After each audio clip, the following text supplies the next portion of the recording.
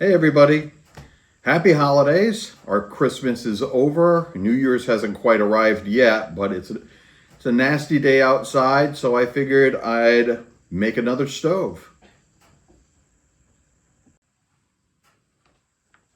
When I was a kid, if you wanted to go camping, you either made a ring of stones and had an open fire, or if you wanted a stove, you had to make it yourself because they weren't really readily available. Plus, as a kid, we didn't have a whole lot of money to go out and just buy things. Things really weren't that available. There were probably a couple alcohol stoves out there, like Trangias and things like that. But unless you went to an Army Navy store, you weren't going to get one. And like I said, if you didn't have any money, you didn't buy it, you just made one. And that brings up what I'm going to be doing today, the Trangia stove. I'm going to be making what we always called a penny stove. It's made out of 2 soda cans. Super simple to make. It's an alcohol stove, and it's based roughly on the Trangia stove. I'll show you one of those too, because now that I'm grown up, I have purchased one. I did use it, and to be honest, it's not that much better than a homegrown stove. But I'll go over all the parts.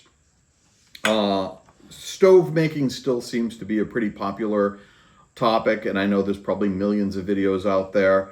But, you know, as long as I've got people asking me, how do you make this, how do you make that, I'm going to continue making videos on how to make different stoves, at least the ones that I've made and the ones I'm familiar with. It's a great project to do either for yourself or with the kids or with your grandkids. They're simple to make. They're easy to use, and in most cases, they're a lot safer to use than just an open fire. So the Trangia stove was released in the early 1950s, I believe as part of the standard Swedish military mess kit.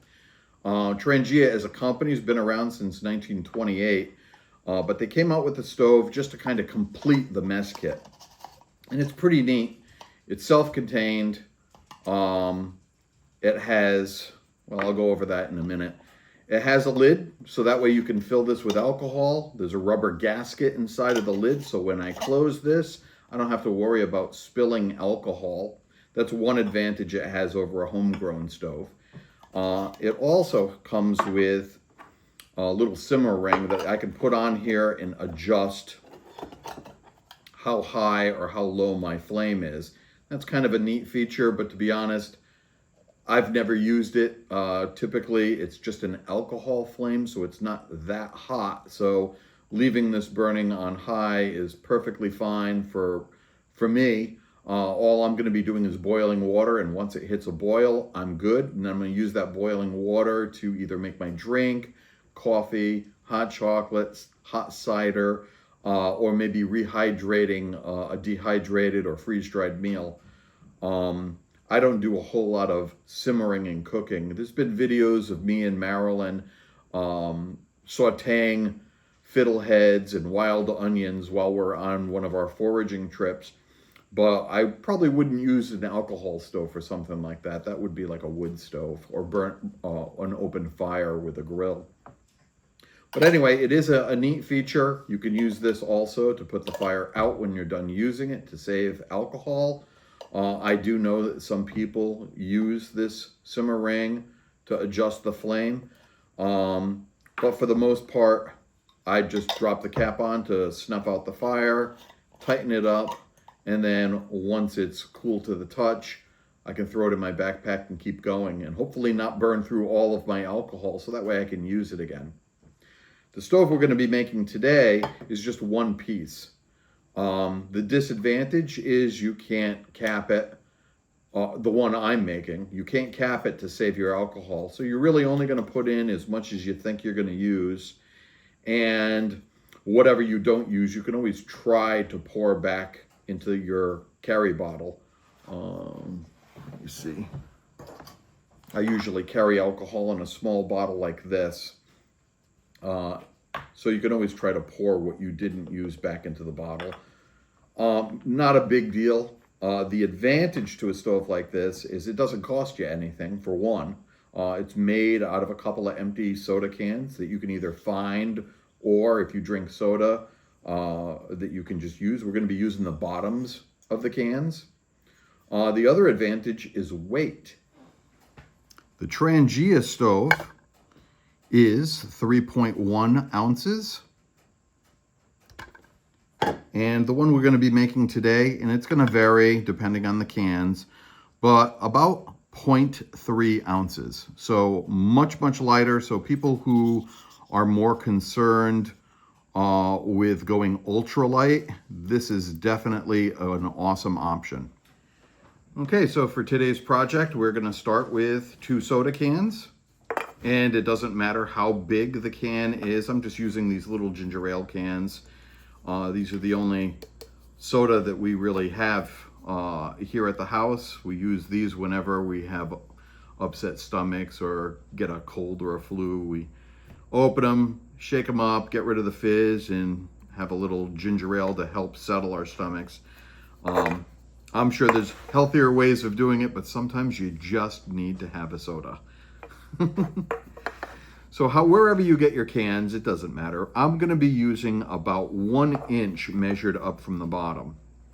You don't have to be super accurate.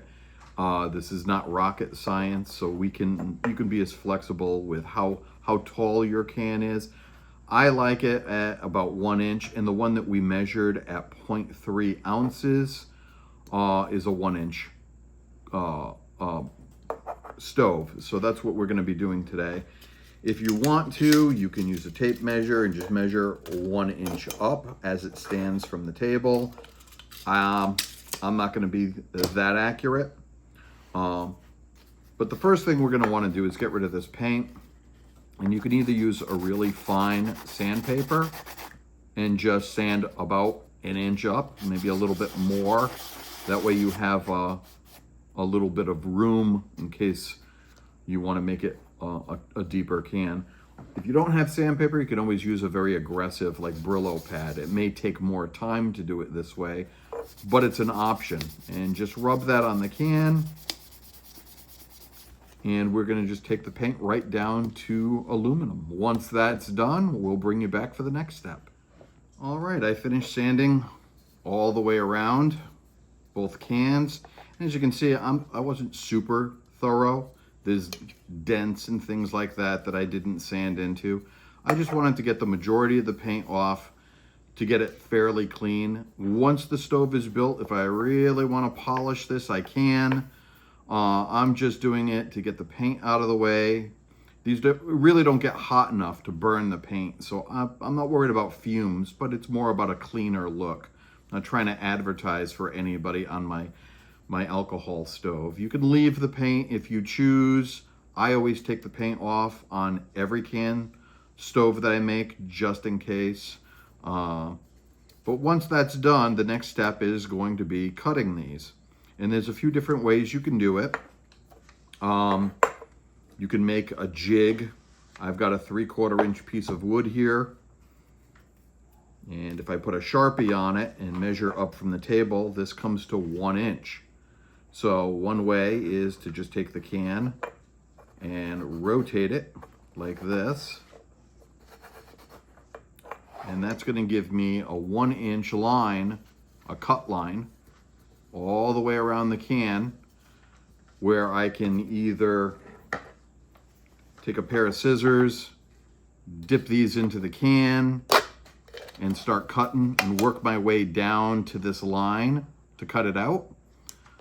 Another method is, instead of using a Sharpie on my 3/4 inch piece of wood here, I'm going to use an X-Acto or a razor blade. And again, just measure up from the table to where the blade is. It doesn't have to be super accurate, but if you measure that and it's about 1 inch, whoops, you can take your can and, let's see if I can get this on camera, and just rotate your can on that razor blade. I'm not pushing very hard. You'll have to go around a few times. And like I said, don't push too hard or you'll dent the can, but this scores the can. And if I go around and do this maybe 2 or 3 times, It's going to give me a nice clean cut. Whereas using the scissors, you're going to end up with a fairly jagged cut all the way around the can.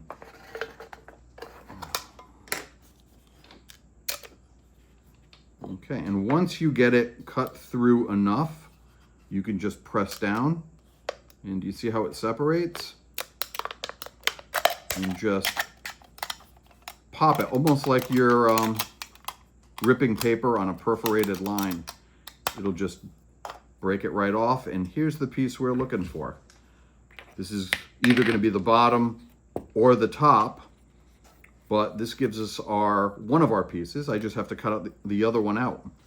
Now, if you want to, you can use your sandpaper and just kind of deburr the edge of this. That way you're less likely to get cut on a sharp piece of metal. Not necessary, but you can go ahead and do that if it makes you more comfortable, or if you're working with the grandkids.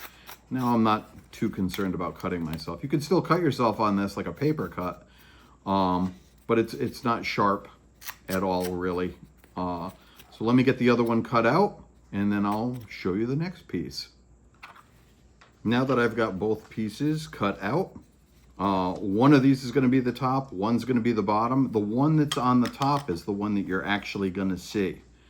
So out of the two cans, if one's got a little bit more green or has some dents in it, you may want to make that the bottom, and then take the nicer of the two cans. That's going to be on the top.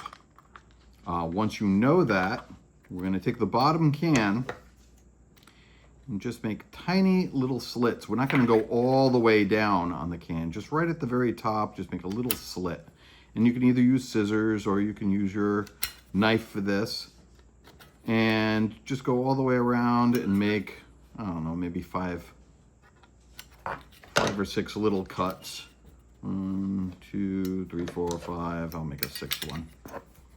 6. Just little tiny nicks like this, and that's going to allow the can to kind of curl in a little bit, because we need to push these two together. This is probably the hardest part of the entire build, and making those little slits is going to make this a lot easier than if you don't make those little slits. But the idea now is to take that bottom one, fit it into the top one. And once they get started like that, just try to twist and maneuver them together the best you can until it feels like it's starting to come together. Okay. And then once we get that started, we're going to put it down and just push. Like that. And that's really the hardest part of this build. All right, the next thing that we're going to do is pop a series of holes around the edge, between this lip and this outer edge, right around here. Those are going to be where the flames come out. And I'm just going to use a thumbtack. You can use a small drill bit. You really want these holes to be very small. And I'm going to do, I think, like 8, just because it's easy math. And I'm just going to pop a hole into the can like that. Wiggle this around a little bit. And then do my next hole. And give it a little wiggle. And again, it doesn't have to be super accurate.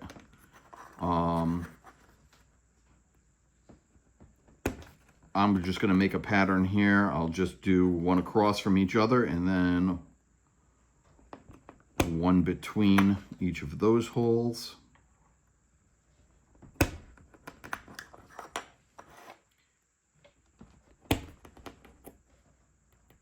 And once that's finished, the last thing that we need to do is add a place to be able to put our alcohol. And also, this is why it's called a penny stove. And I'll show you that when we're finished. But I'm going to make a hole right here in the center. And I'm just going to put a couple more around it to make sure my alcohol is able to just leak right into our stove. And I'm trying to keep this little pattern I'm creating here of holes smaller than a penny, just to keep it traditional. And there we go. That's actually our completed stove. Now, if you want, you can go over it again with your sandpaper and polish this up to make it look a little bit nicer. But I'll show you how we're going to use this. All I'm going to do is add a little bit of alcohol into the stove, light it with a lighter. Once the fumes inside warm up on the alcohol, they'll start coming out of these side holes because they're at the highest point of the can, and then they'll ignite. And because we put those outside of this lip here, I can take whatever, I'll just use this stove here, whatever I'm using as a pot, I can put on here, and it doesn't snuff out the fire because it doesn't cover these holes. So I'll still have a flame coming onto my pot. It's not the most efficient stove for alcohol use, but it's very simple to make. It's very inexpensive, and it's really lightweight. These have been used for years and years.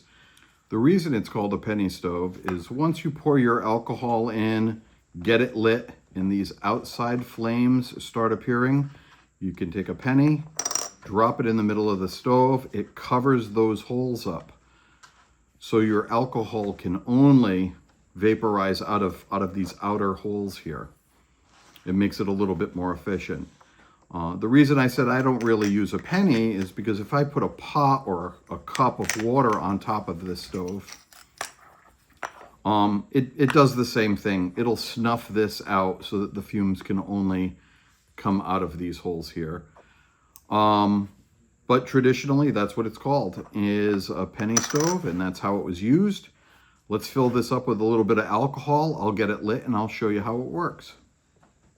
Okay, I just put a little pan down in case I make a mess and spill things. But the stove itself doesn't really get that hot. What we're going to be using today, what I use in my alcohol stoves is heat, which is a fuel line antifreeze. And I'm going to put in a couple of ounces. But just for your information, as far as fuels that you can use on gas stoves, and I know there's people out there that'll agree or disagree with some of these suggestions.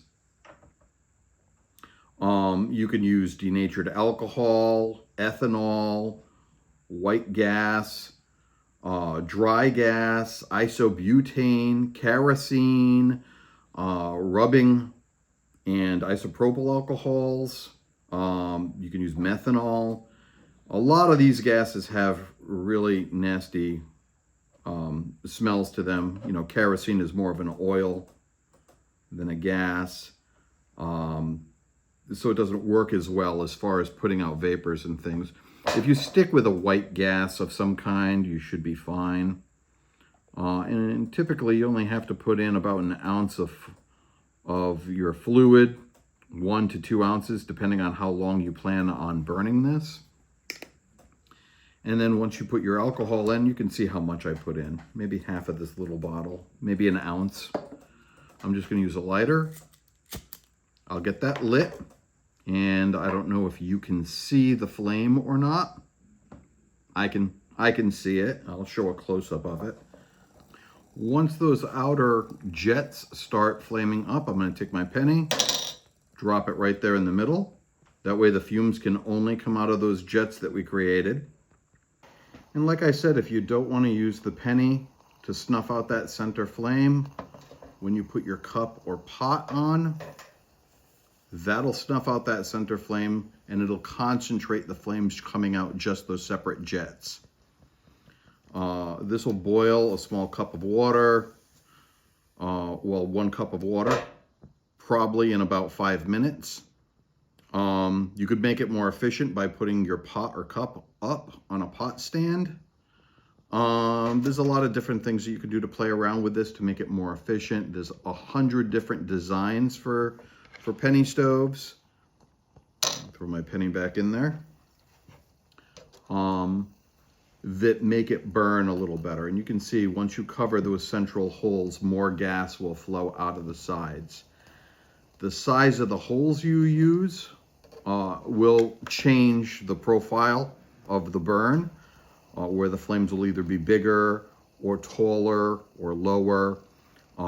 If you're having a hard time getting this started because it's really cold outside, you may want to take your alcohol and pour some around the base of the stove, because what makes the vapors that we need to burn off is the fuel inside has to come to a boil. And once that gets really, really hot, then it starts producing the vapors that then come out the top and burn. Also, the type of fuel you decide to use makes a difference. Some fuels work better than others. Denatured alcohol works great, whereas methanol might not burn as well. I like to use heat or dry gas just because it's a higher octane than just regular gas. But there's a lot of different things that you can use and play around and get better designs. But here it is. This is the good old-fashioned penny stove. Everybody's heard of these. If you haven't heard of them, they've been around for years and years and years. A great, cheap, easy method to make an alcohol stove to cook your food and heat up your water, heat up your coffee. And it doesn't weigh that much. To put the fire out, simply give it a blow. It goes out. Let it cool. Like I said, the fuel inside this is boiling. So the stove right now is really pretty hot. Once this cools down, if there's a lot of fuel in here that you're trying to save, you can always, like I said, open your fuel bottle and attempt to pick this up and pour in the fuel. There's usually not that much left. Or you can just let it burn out on its own. 1 ounce of fuel is maybe going to give you 5 minutes. 2 ounces, around 10 minutes. That's my rule of thumb, at least for the build that I do. If you have bigger jets drilled into the can, it may go through fuel a little bit faster. But that's it. That's all there is to it. Very simple, very inexpensive. So anyway, that was our humble little penny stove. If you like this video, if you like different types of stove builds, let me know down in the comments. I've made lots and lots of stoves over the years. I do also purchase stoves, which tend to work better in some cases, but it's always fun to make these, experiment, see what works better for you. And they work better at different times of the year. This time of the year, for instance, everything outside is covered in snow, at least in our area. It's all wet. It's cold. It's hard to find wood, which is my preferred method to make a fire, is a wood burning fire. So sometimes bringing an alcohol stove on a hike or a walk in the woods is a great way to be able to heat up a mug of hot chocolate and not have to worry about where I'm going to find dry wood to get the fire going. So anyway, if you like this video, if you'd like to see more like this, make sure to let us know down in the comments. Give us a like, share with your friends if you think they'd be interested. And I'll see you in the next video. Bye.